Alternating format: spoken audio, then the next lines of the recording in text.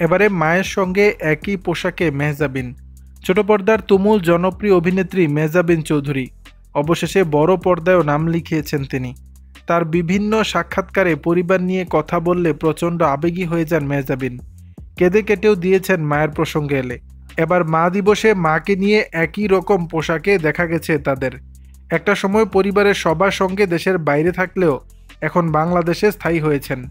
অভিনয় নিয়ে ব্যস্ত এই তারকা তার মায়ের সঙ্গে ফেসবুকে একাধিক ছবি পোস্ট করে লিখেছেন, the heart of our family, শুভ মা দিবস।